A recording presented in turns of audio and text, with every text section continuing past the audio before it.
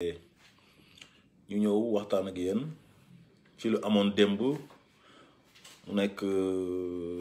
sitting bi nga xam ne moo waroon a am ci place de l'Indépendance te Macky Sall ak ñi mu àndal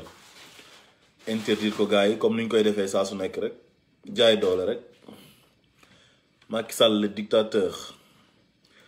Fafa Ndaw maa ngi lay ziar bu baax a baax Ndaw Kunda wala Ndaw bëlëm ndukumaan nga borom Kaffrine en tout cas ndaw bële bi bëri nañ Kaffrine de xaw ma nag foofu la xaw ma feneen nag Mansour Njaay jaata Njaay ngi lay ziar bu baax a baax mais Penda Mbay sa trondoo moom xam naa ne heure bii dina am solo trop ceebu jën Penda Mbay sa trondoo daal gars yi taamu nañ ko ci heure bii ñu nekk quoi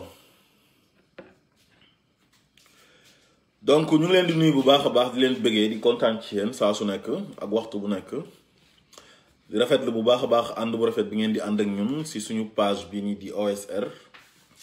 di leen fàttali ne mën ngeen a partager bu baax a baax maximum de partage pour mu àgg fu sori ñëpp mën ko seetaan mën ko déglu ñu bëggoon a wax rek ci marche bi nga xamante ni moom moo amoon démb ci Dakar te waa aar lu ñu bokk ànd ak waa ñoo lànk di plateforme bu bees boo xamante ni dafa lëkkale ay mouvement ak ay syndicat yu bëri ak ay étudiants ñu ne woon dañuy dem ci place de l'Indépendance def benn sitting foofu muy toogaayu ñaxtu gars yi interdire leen ko teg foofu noonu benn dispositif sécuritaire bu am doole avec des blindés mel ni koo xamante ni ci guerre lañ doon jëm wala état d'urgence si lañ nekkoon wala couvre-feu donc loolu mooy wane na rek Macky Sall c'est un peur tapette la parce que ku ragal rek moom mooy làqatu ci gannaaw police ak gendarmerie di essayer toujours pour mater les manifestants donc nous sommes dans un pays de démocratie qui est le Sénégal le Sénégal c'est un pays de démocratie tout le monde le sait waaye démocratie boobu noonu toujours dafay nekk ci làmmiñ bi rek mooy démocratie boo xamante ni ci làmmiñ rek la yam dañ koy tudd rek mais jëfeewuñ ko carrément comme ni ñu ko war a jëfee donc te amoon nañ yaakaar ci ki nga xam ne moom mooy Macky Sall mais bu mu ñëwee dafa delloo ginnaaw démocratie bi maanaam recul démocratique fu mu nekk nii moom moo am Sénégal parce que bu ñu demee ba nga xamante ni suñu constitution permettre ñu pour képp koo xamante nii rek am nga lu la naqari bépp citoyen sénégalais bu am lu ko naqari ñu def déclaration au niveau de l'autorité administrative muy le préfet nga xamante ni moom mooy ordre public bi da ngay dem nga def sa déclaration fu la neex ci Sénégal nga dem taxaw fa wax li nga xam ne moo la naqari pacifiquement loolu la constitution bi wax donc Macky Sall damay rappeler rek ne bi mu nekkee dans l'opposition am ak Abdoulaye Wade problème bokkoon na ci ñi nga xamante ni ñoom ñoo doon xeex arrêté Ousmane Ngom bi nga xam ne moom mooy interdire ku manifester wu ci li ko dalee place de l'Indépendance Sandaga jëm ba boulevard de la République di fu palais bi nekk di avenue Roume kon wax naa leen ne leen naa fekk mënta weesu démb nga doon ànd ak ay nit di xeex benn mbir ba pare tey nga falu parce que fal nañ la yéeg nga ba pare li nga bëggoon am nga ko jox nañ la doole ji léegi nga def yëfu baa doole soppeeku mel ni du yow ñi àndoon ak yow tamit démb doon xeex muy sa coalition bi Benno Bokk Yaakaar ñoom ñëpp ñu ngi noppi ànd ci te man Sénégal damaa gisul kan moo mën a infiltrer marche loolu laa gisul loolu dama ko gisul Sénégal man ban danger moo am ci am lu la naxari dem toog place de l'Indépendance di ko ñaxtu au contraire loolu suñ ko permettre woon gars yi day tax démocratie bi day gën a jëm kanam te day gën a neex parce que nga autoriser benn marche wala benn sitting wala benn rassemblement moo gën a yomb nga interdire ko parce que su fekkee da nga ko interdire policiers yi effectif bi da nga koy yokk dinañ dóor ay grenade lacrymogène te su boobaa grenade yooyu noonu xaalis moo koy jënd te ñun loolu suñu xaalis la suñu ay impôt la. donc coono boobu noonu yëpp ngeen di daj pour interdire ay marche te constitution bi tiim ñëpp nekk nul n'est au-dessus de la constitution kenn tiimul constitution bi. constitution bi mooy charte nday réew mi maanaam moo ëpp doole loi yi ëpp doole décret yi ëpp doole arrêté yi te constitution boobu noonu moom moo may bépp doomu sénégalais bu am lu la naqari nga taxaw nga wax ko. léegi nag Macky Sall ak ñi mu àndal taxaw di jaay nit ñi doole ne kenn du fi marché ba pare sénégalais yi tamit na ma yàlla baal neexu ñoo dimbale neexu ñoo xeexal na ma yàlla baal nag nous sommes tous des sénégalais te dañoo bëgg Sénégal loolu moo tax à chaque fois ñuy wax nii ñun suñu wax ju bëri ji yëpp bëgg Sénégal la rek mais du dara bëgg Sénégal la mais gars yi ils sont pas encore prêts xam nga ñun placé wuñ sax pour di inciter ay nit ñuy wàcc ci mbedd mi pour def violence nous sommes mal placés pour faire ça te loolu man xalaatuma ko sax man jàmm rek laa bëgg te su ma sañoon Sénégal jàmm rek moo fay am waaye nag Macky Sall ak ñu mu àndal ñoom dañoo ootewul jàmm te bëgguñ jàmm parce que ñàkk bëgg jàmm man te weesu yow loo xamante ni constitution bi moo ko mayee ci article 14 yow constitution bi féetee la kaw ba pare nga ne yow yaay président de la république war a joxe le bon exemple de la démocratie war a consolider démocratie bi ci Sénégal pour mu gën a jëm kanam ngay delloo ginnaaw démocratie bi di provoquer nit ñi di leen tooñ di leen jaay doole te doole boobu noonu ñun ñoo la ko jox xam nga loolu dafa doy waar. ba pare sénégalais yi nangu ko sénégalais yi ñoo ko nangu xam nga lu tax ma ne sénégalais yi ñoo ko nangu parce que facture courant yi suñ ko yokkee ñëpp a koy yëg te Sénégal lu mu métti rek wax dëgg yàlla doy na waruñ ñu see yokkal ay yeneen charge Sénégal amul liggéey da ngay gis jeunes yoo xamante ni jàng nañ ba am seen ay diplôme ñi am seen ay maîtrise ñi am seen ay licence ñi def formation ba pare te mënuñoo gis sax liggéey ba koy am. amul benn secteur boo xamante ni assainir nañ ko lépp loo def mu yàqu rien ne marche au Sénégal léegi ñu tegal la ci nag yokkal la facture courant boo xamante ni yow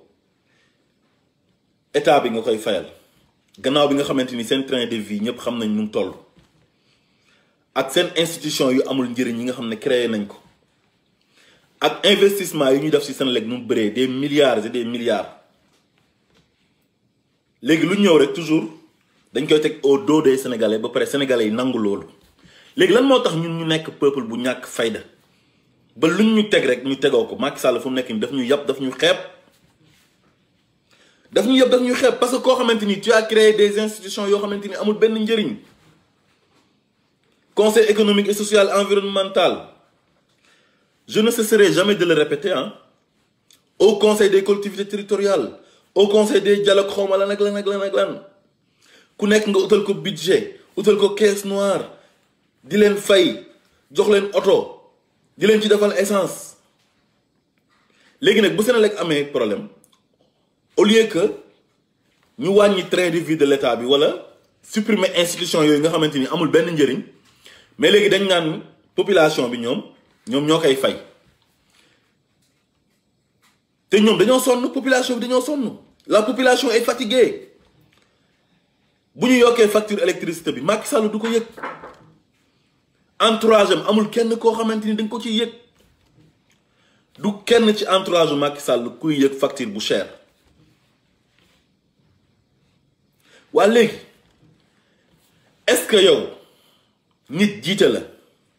teg la loo xamante ni mënoo ko attanoo ko nga wàcc ci mbedd bi ne man lii neexuma waa est-ce que loolu dafa am dara lu ci nekk mais loolu au contraire sax loolu ku ko def sax yàlla dafay kontaan ci yow képp koo xamante ni da ngay nangu ñu lay teg loo xamante ni yow attanoo ko te ki la koy tegu ko ci yoon mais da nga war a bañ tu dois refuser léegi suñu waxee ñun dañuy wax ne ñun dañoo nekk ci biti ba pare di inciter sénégalais pour ñu wàcc ci mbedd mais du loolu mais France gis ngeen gilet jaune yi ci mbedd mi France ñaata at la am ça fait 1 an décembre daaw ba décembre ren ça fait 1 an mais conditions de vie yu nekk France ak yu nekk ci yeneen dëkk moo gën yu Sénégal yi chaque jour ma rappelé leen ko nee naa leen France ku fi nekk nga nekk en règle wala nga nekk français même boo toogee ne man bëgguma liggéey dara damay toog rek dinañ la jox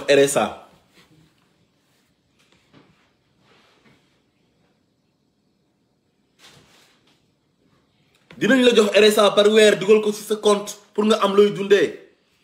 soo liggéeyee am contrat ba sa contrat jeex di nga dem pôle emploi ñu lay utal liggéey en attendant ba pare di la fayaale en attendant ngay gis beneen liggéey te pourtant ñun amuñ loolu waaye léegi ñoon ñu yokk seen essence yokk ci ay centimes mouvement yi commencé depuis daaw ba ren ba jur ay grève ak lu nekk ñëpp di génn léegi yow ngay dund lu gën a métti loolu noonu lii waa France di dund te terewul waa France ñoom dañuy wàcc ci mbedd mi nga ne yow doo wàcc ci mbedd mi kon déjà yaa ngi wane ne yow man nu ñu ma jiitee ak nu ñu ma diriger rek c'est bon baax na léegi nag Macky Sall ci loolu lay abusé wu moo tax faale wuñu Macky rapport de force yu am ci digganteem ak peuple bi yëpp bi mu toogee ba léegi yëpp la gagné kenn mësu ko gagné ci dara c'est que man c'est ça qui me fait mal quoi loolu mooy nag tàng sama xol bi quoi président boo xamante ni doole ju mu amee kenn xamul ban façon doole la dafa mel ni moom mooy yàlla Sénégal Macky Sall est-ce que ëppul doole yàlla Sénégal sax laay wax est-ce que gën a fa puissant yàlla parce que nit ñi yàlla lañ gën a ñeme sax que Macky Sall instant bii nii et puis li ci gën a métti mooy dafay bàkku toujours quoi day ndamu suñ kaw day bàkku il est toujours victorieux sur nous heure bu manifestation amee xam nga nan lay def day jël avion yam ndànk dem yoonam mais loolu ku sa xel dal moo koy def su fekkoon réew naari la président bi du ñemee génn parce que bala moo ñëw mën na bañ a duggaat sax ci dëkk ba suy retourné mën na bañ a duggaat ci dëkk ba xam nga lu tax muy def loolu gars yi ñoo koy wax ne ko waaye yow dugal sa avion nga dem sa yoon yow ñii duñ dara ñii duñ def tous ay tapet lañ gis nga boo génnee policiers yi teg leen ci kaw tali bi ah ñoom kenn du génn te pourtant sama laay bi passé waxoon naa ko nee naa leen le 20 bii nii di ñëw comme wax nañ ne interdire nañ marche bi kenn du génn ni ma ko waxee woon noonu la amee démb moo tax démb sonn ma ci sax naan damay seetaan ay marche ak yooyu noonu parce que xam naa ne ñetti policiers laa la wax 3 policiers bu ñu ko tegoon place de l'Indépendance billahi wallahi tallahi kenn du génn 3 policiers rek laa la wax bu ñu ko tegoon 3 moo tax ñoom jarutoon sax ñuy sonal seen bopp di jël ay dragon di fa teg ak mooy oto ndox bu tàng bi wala ñuy jël ay blindé jaru ko woon nous avons un peuple peureux ay tapet mais loolu soo ko amee yow looy sonn billahi su ma doon préfet bu Dakar ah ñetti policier laay teg place l'Indépendance kenn du fa jege jaratu ko ñun danañ continuer di wax dinañ continuer di wax lu ñu naqari de parce que duñ noppi di bàyyi noonu di bàyyi Macky Sall muy def lu ko neex parce que su boobaa day gën a am victoire suñ kaw mais comme sénégalais yi nangootuñoo wàcc ñoom bëgguñ dara loo leen teg ñu tegoo ko mais nañu leen bàyyi ñoom ak Macky Sall muy def lu ko neex buñ demee ba 3e mandat bi Macky Sall na toog def 3e mandat du mujj fenn moom dafa xam peuple bu mu jiitee da leen a xam te gis nga waa ji lépp lu Ablaye Wade lépp lu Ablaye Wade defoon am ci échec ci moom loolu da koy ñëw jëm ko jéggi jàll il mate toujours les manifestants xam nga Ablaye Wade le 23 juin bi mu autorisé woon marche bi foofu noonu place de l'Indépendance ak ay buntu assemblée nationale ak yooyu affaire bi dafa dégénérer après mu reculer dellu ginnaaw léegi Macky nag loolu la xam moo tax li Abdoulaye Wade doon nangu du ko mas a nangu parce que heure bu ko nangoo rek dafay jàpp ne moom day reculer te moom warta reculer nee na yaa ngi gis son ami transhumant là Souleymane Ndéné Ndiaye nga xam ne amul benn leçon bu mu ñuy jox amul benn leçon bu mu jàngale moom il doit avoir honte sax di yëkkati ay kàddu naan day wax mu ne il faut les mater quoi xam nga te pourtant réussir na lépp Macky ba mu fiy jógee amul benn rapport de force boo xam ne ñun danañ ko gagner parce que ñun nous sommes pas encore prêts pour descendre dans la rue pour régler suñu problème ñun lum ñu teg ñu d'accord donc comme ñun noonu lañ mel léegi garaawul amul problème léegi suñ ñun ñuy laaj moom di wax dinañ continuer di wax quoi man kenn du moom teree wax man dinaa wax waaye nag sénégalais yi nga xamante nii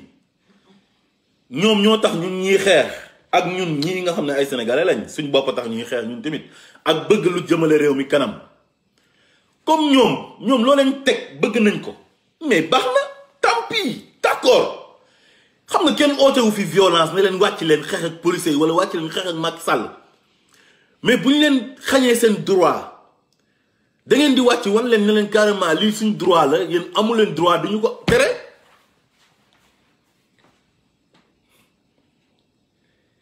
waa ji à chaque fois doole lay utiliser ci kaw sénégalais yi il viole toujours les droits il viole toujours les lois mais démb man su ma gisee ay policiers yoo xamante ni dañuy civil wu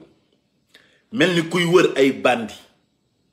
di dugg ci biir di seppi ay caat ak ay cerno bokkum di leen jàpp ay 6 personnes jàpp benn nit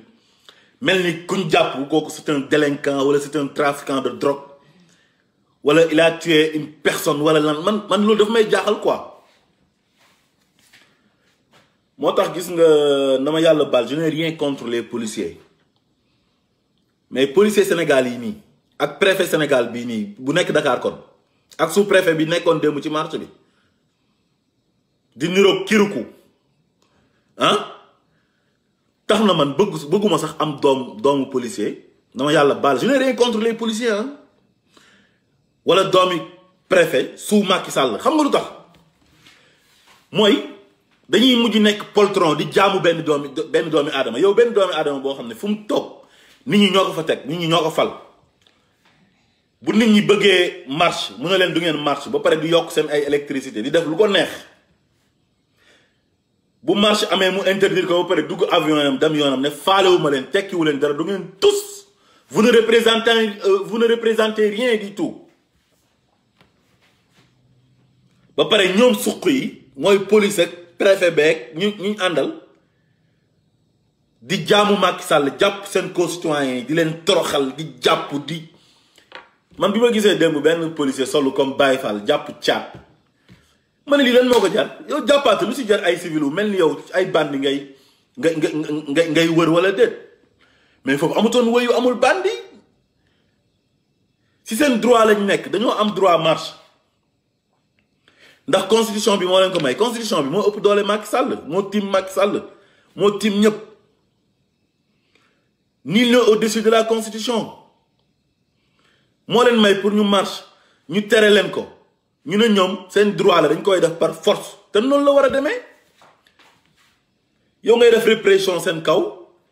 jël ay nit ñu nekk ay civil dugg ci biir di jàppaatee nga gis benn 6 ponkal jàpp corno boobu mais corno boobu xanaa benn policier sax war na ko mën a jàpp wala ñaar caat même chose mais lii c'est une honte quoi lii boo si daanee image da ngay rus billahi wallahi tallahi da ngay rus di nga mere sénégalais yi gën non wax du ma xam sax lan laay wax fu mu nekk nii parce que vraiment Macky Sall lu tax toujours mu ñuy gagné man loolu moo ma métti quoi loolu moo ma métti te day dem ak xel mu dalan day mel ni comme si rien n'était dara amul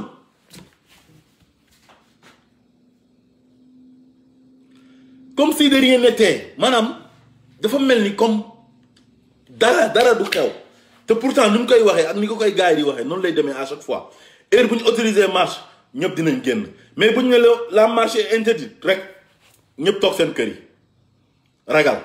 même bu fa ñetti police nekkee duñ génn.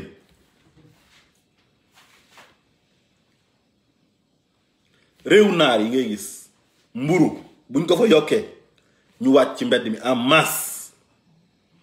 tubaab luñ yokk essence ak mburoog lu mu manti doon dañuy wàcc ci mbedd mi. soo leen interdire marche ñu raag ak yow. mais nit boo bëggee dara da ngay def dara. xanaa yonent bi sax sallallahu alayhi wa sallam moom toog na ñu koy provoqué teg ko coono bu nekk lu nekk ñu def ko di ko provoqué mais bi fa xeex sësee pour mu moom boppam am indépendance am liberté am mais dafa jóg xeex te xeex bi nekkul lu ko gënal. ñun waxuñ kenn na jóg xeex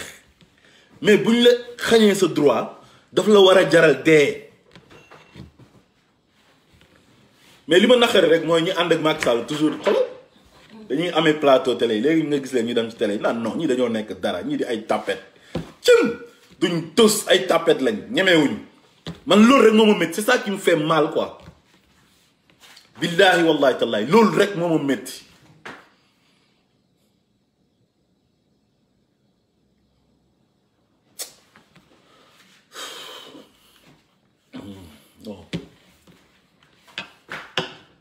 ñun def nañ lu nekk quoi sénégalais yi lu nekk def nañ ko quoi ngir yàlla du ngeen ñu dimbale ngir yàlla ngeen bëgg lu baax lu tax ngeen nangu Macky Sall di ñuy yàpp di ñuy xeeb quoi lan moo tax ngeen di nangu loolu muy def lu ko neex quoi yéen ngeen toog rek quoi toog passif. mais pour lan sénégalais yi les sénégalais ngir yàlla nañ bañ ngir yàlla nañ bañ ngir yàlla te bàyyi li ñuy def. nit buñ lay teg loo xamante ni du dëgg du yoon te kooku ku la koy teg yow yaa ko teg fi mu toog yaa tax mu nekk président de la république mais bañal. loolu dara nekku ci. tey jii région yëpp waroon na mën a am ay manifestation ay ñëpp génn ba presse internationale bi ñëw jël ko ne Sénégal dañoo yokk seen courant bi te teguñ ko ci yoon loolu moo leen métti moo tax ñu wàcc ci mbedd mi. lan moo tax ñun ñuy fayal ñoom Macky Sall courant ñun lu tax ñu leen koy fayal ñun ak ñum àndal.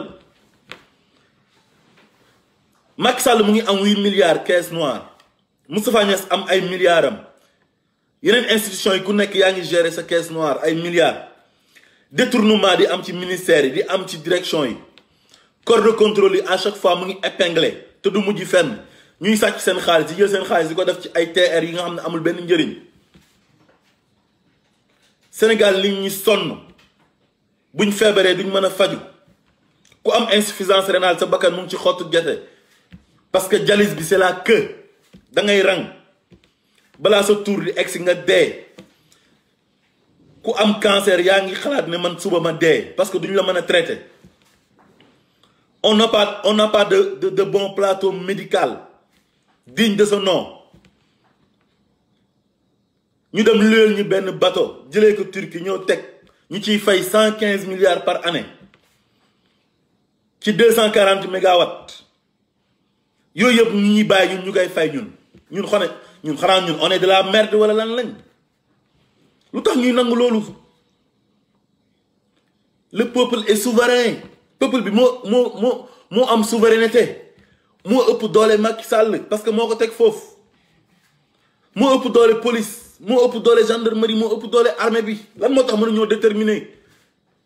kenn waxul ñu dem palais déloger Macky Sall parce que ñun bëgguñ loolu situation boobu noonu ñun soxlawuñ ko mais buñ ñu tegee loo xamante ni jaaduwul nañ wàcc ñu bañ loolu dara nekku ci.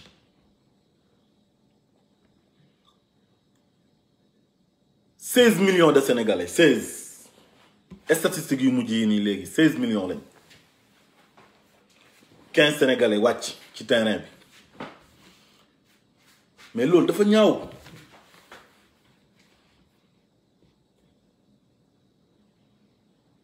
c'est que lii lâcheté la quoi kenn mënu ko tuddee lu dul lâcheté. billahi wallahi tallahi man sama xol bi dafa tàng démb ba guddi gi yëpp nelawuma laa la wax ni ndax mer. lan moo tax ñun Sénégal ñun ñu ñàkk fayda ñu nekk un peuple passif luñ ñu teg ñu tegoo ko un baadoole comme Macky Sall ñëw toog di def du n'importe quoi ñu ko ciy bàyyi quoi lu mu def mu réussir lu mu def mu réussir ñu toog di seetaan billaahi wallaahi tallaay bés bu ñu demee ba ci 3e mandat bi kenn waru fee nekk di génn di wax ah ñi nga xamante ñoom ñooy toog croiser les bras lu ñu leen teg ñu tegoo ko bu demee ba ne day am 3e mandat billaahi wallaahi tallaay bu fi kenn génn di wax na ñëpp noppi ñun ñi nga xam ne ñoo doon kaas rek boobaa ñun ñooy am droit wax parce que tiré nañ la sonnette d'alarme bu yàgg waa ji lu muy def nii yëpp non c'est dur quoi lii dafa métti ci xol quoi non dafa métti ñu teg la loo xamante ni du dëgg du yoon nga wàcc ci mbedd mi ñu tere la ko nga ne la no nga ne non mais loolu lan moo ci nekk police yi dañ leen di rey wala lañ leen di def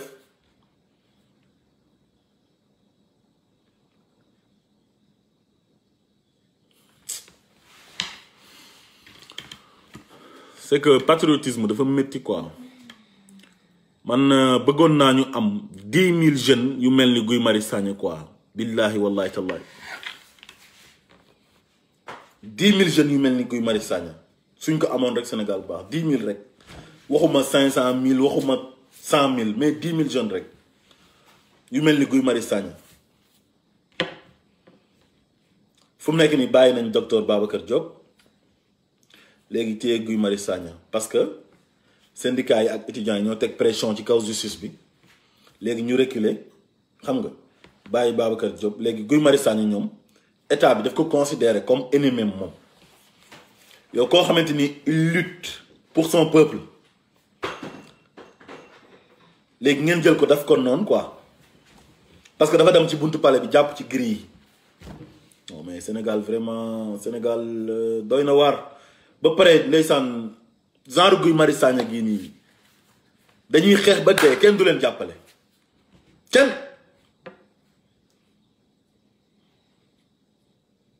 buñ tëjee seen daara bu enchaîné woon xale bi ñëpp a génn di wax ñëpp génn di kaas naan waruñ kaa tëj waaw xale bu nekkee ci daara bu nanguwul jàng dañ ko war a enchaîner te pourtant loolu dañ ko waroon a abolir comme ni ñu aboliré esclavage ñëpp di kaas ñëpp yore rajo yi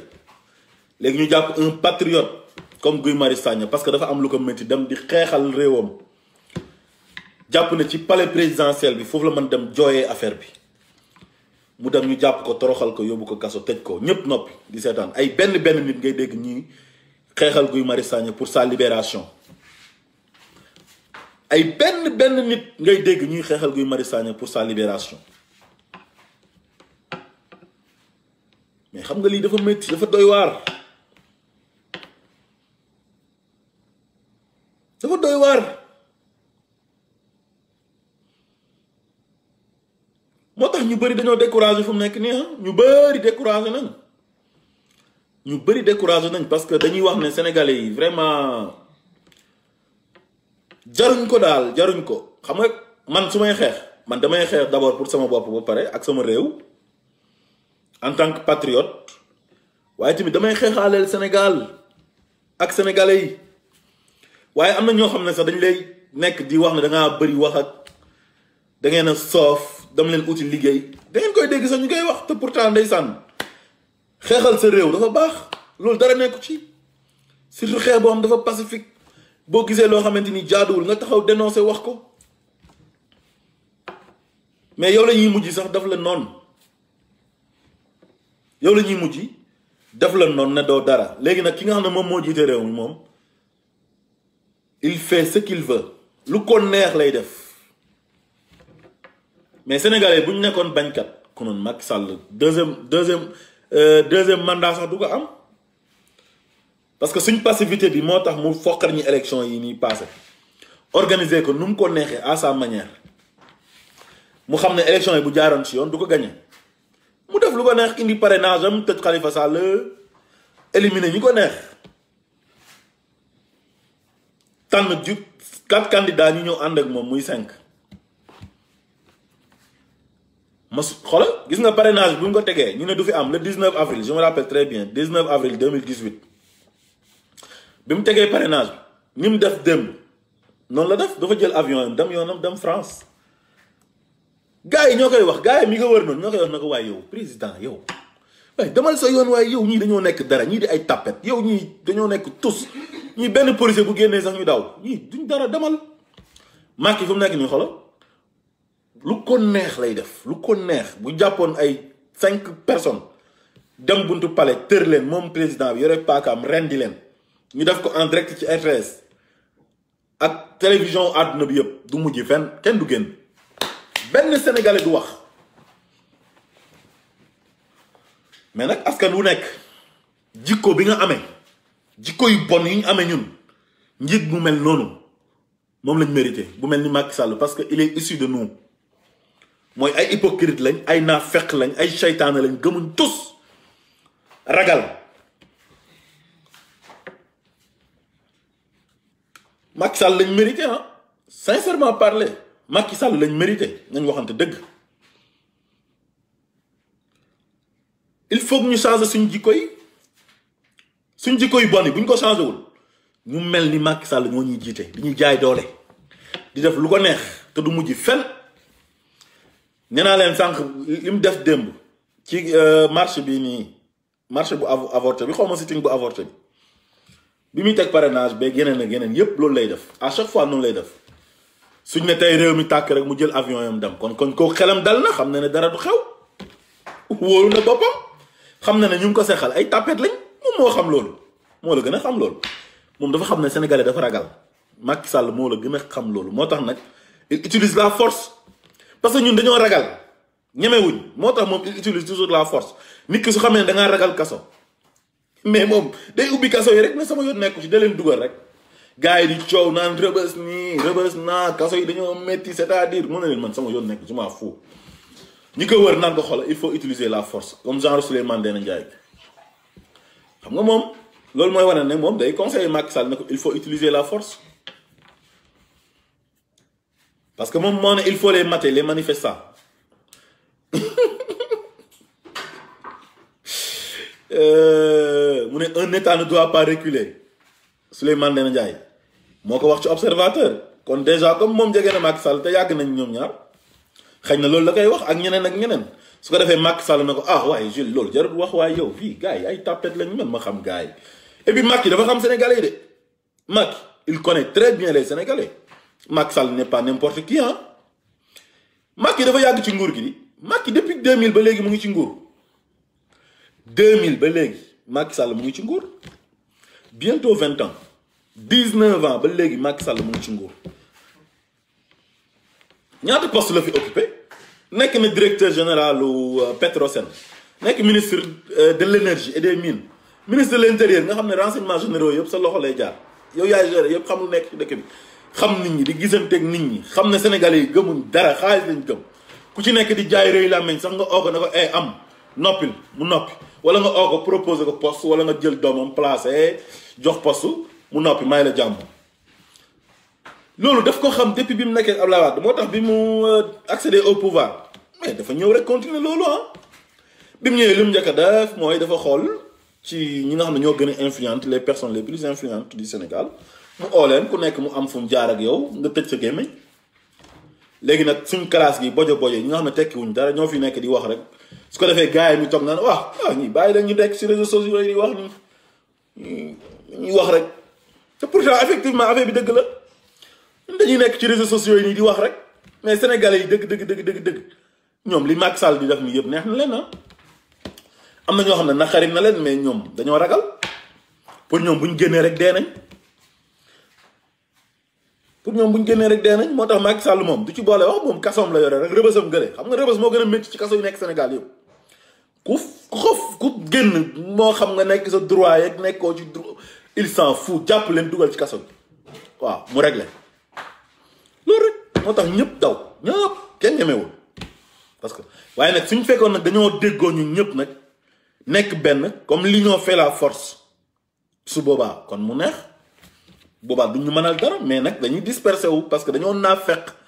nous sommes un peuple hypocrite gëmuñ tous suñu réew jaraluñu dara waaw su fekkee nag sa réew jaralu la dara nag waa ji moom bu toogee lu ko neex lay def Macky Sall bu ko neexee mën na fay toog à vie loolu maa leen ko wax de te li ma leen di wax nii dëgg la ci man Macky Sall bu ko neexee mën na fay toog à vie Macky ñun fan lañ mas a seq ak Macky rapport de force ñu gagné ko wax leen ko depuis 2012 ba léegi wax leen ban combat lañ seq ak Macky Sall ñu gagné ko wax leen ko depuis bi mu toggee depuis son accession au pouvoir wax leen ko amul kon kañ waa ji moo ñu man moo ñu ëpp doole mu ngi yore police am yore gendarmerie am te ñooñu ay ordre rek ku nekk président yow la ñuy suivre loo bëgg loolu la ñuy def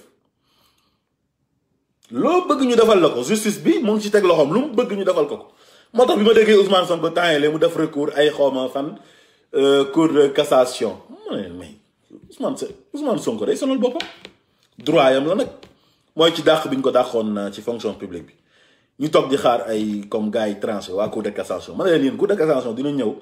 Macky Sall dogal benn affaire ñu ñëw naan non lii ànduñ ci non loolu amul benn juge buy def loolu Sénégal amul. parce que moom mooy conseil moom mooy présider conseil supérieur de la magistrature magistrat yëpp ku nekk moo lay teg fenn ku nekk moo lay nommé ak ministre am boobu ministre de la justice am jël parquet bi teg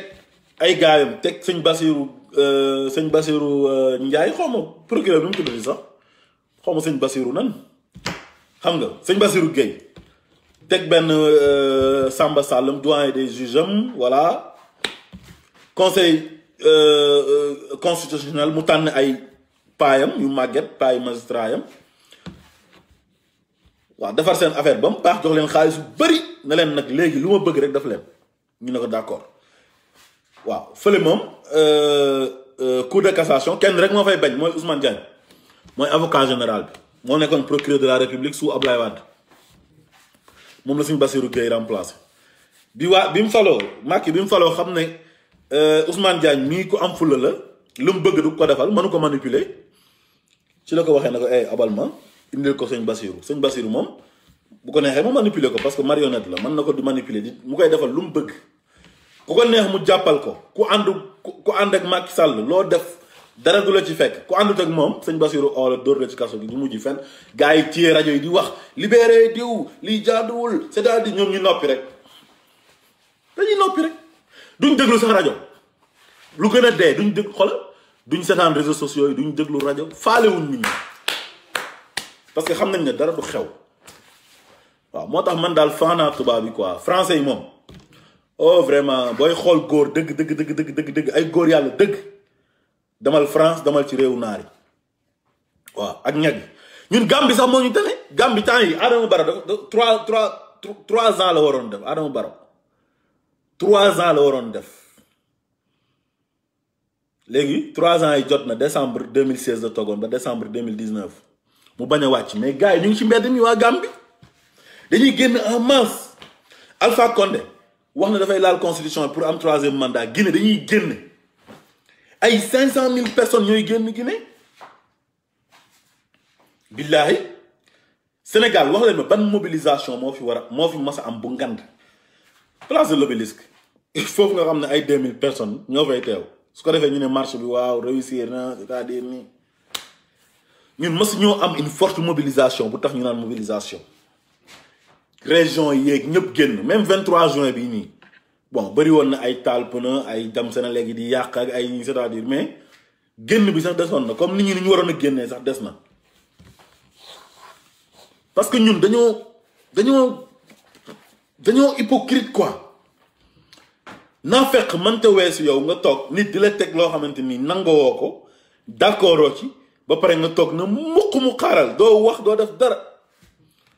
seen courant yi kenn du leen ko fayal yéen a koy fayal seen bopp de gars yi nekk extérieur nag di liggéey di yónnee gars yi bu ñu leen waxatee yónnee leen bañ leen parce que yéen a ngi nekk extérieur di liggéey mënu leen dem Sénégal di marche yi am na si ñoo xamante ni ci seen marche ci réseaux sociaux yi lañ koy defee di toog di wax lu leen métti ba pare bu weddee ñu yónnee dépense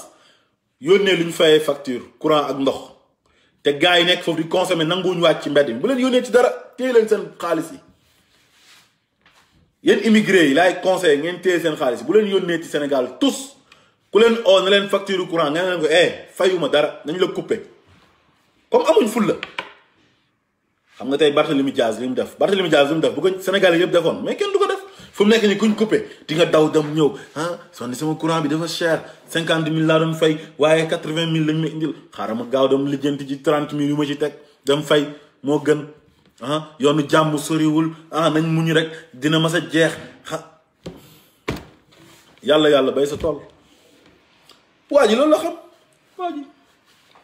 waa ji loolu la xam Macky loolu la xam daf ne ñii de duñ tus ñii duñ dara ndeysaan te xoolal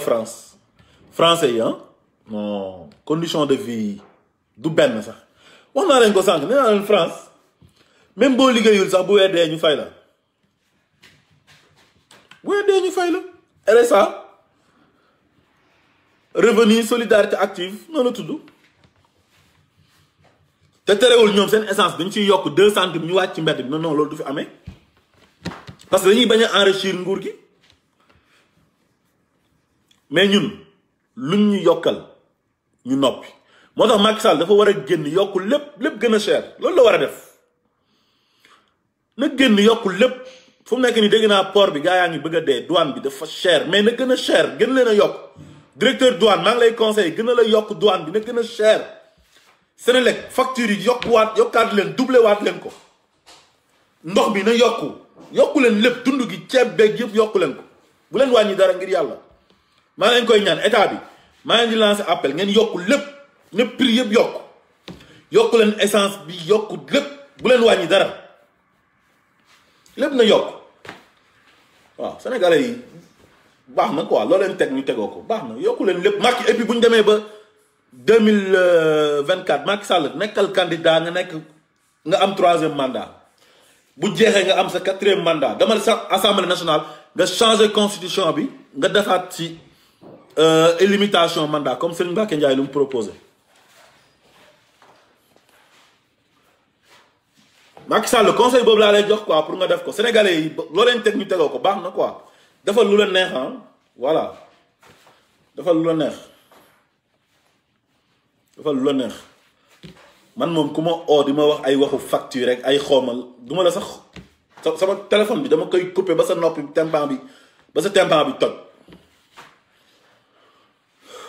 facture bi nañ koy nañ yokk courant bi yokk ndox mi yokk ceeb bi diwlin gi dund géeg yëpp nañ ko yokk port bi ñu gën a augmenter affaire yi waaw mu gën a cher waaw mu gën a cher na lépp yokk bu ñu wàññi dara na lépp yokk waaw dédouanement oto yeeg lépp nañ ko yokk bu dara wàññeeku waaw même impôt yi sax dañ kaa war a yokk yépp waaw ñu yore place di fay juuti yi sax ñu yokk lépp bu ñu wàññee ci dara waaw mu cher ba ëpp defal lu la neex buñ demee ba 2024 nga am sa 3e mandat ñu demaat nga dóoraat sa beneen 4e mandat dem ba doyal wala nga dee ci nguur gi après jox keneen mu continuer baax na jërë ngeen jëf maa ngi dem ba beneen yoon